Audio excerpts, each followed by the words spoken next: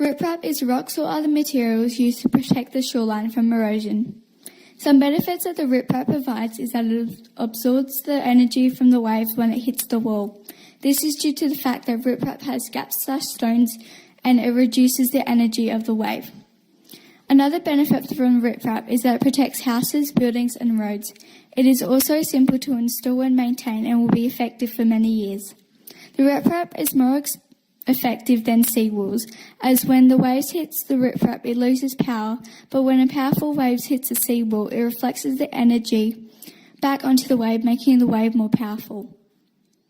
Limitations of the riprap is that they aren't pleasing to the eye and can make the beach inaccessible to people to go on the sand. Riprap is more expensive than vegetated slopes and doesn't provide any habitat enhancements. Some feral animals live inside the riprap.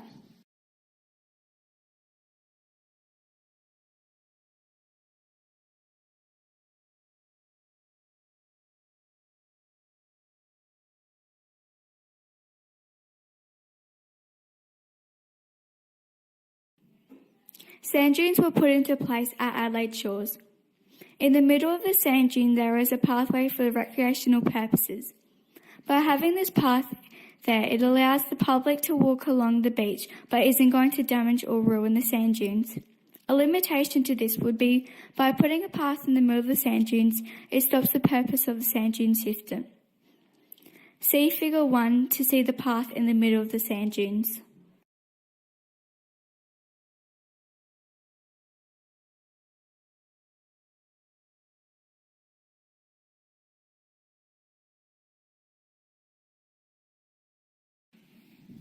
Beach replenishment is the supply of sand to the shore to secure the beach against erosion. Beach replenishment can also be known as beach nourishment and beach replenishment. Benefits of beach replenishment is that it makes the beach wider and is accessible for people to use.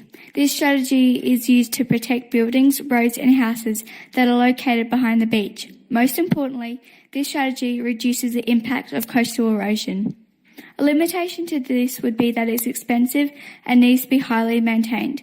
When transferring the sand, the beach becomes a construction zone, making it inaccessible for the public to access.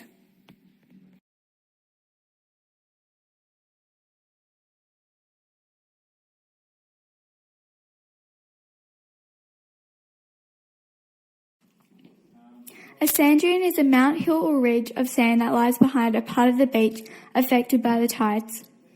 At Tennyson Dunes there are different parts of the sand dunes. At the front of the dune it's called beach berm, then the incipient dune, then fore dune, and then the hind dune. The dip between each dune is called a swell. Refer to Figure 3 to see the dune profile. At the front of the dune incipient there are small grasses. In the swell there are grasses called coastal rosemary and pigface. Behind the rear or hind dune, there are larger trees. The benefits at Tennyson Dune are that the sand dunes will be there for protection for the inland and act as a natural barrier towards the forceful winds and waves. There are pathways over the sand dunes so people won't trample over and wreck them. Use of vegetation has also been used in sand dunes, so it will keep the protected barrier that could be destroyed by the wind and wave erosion.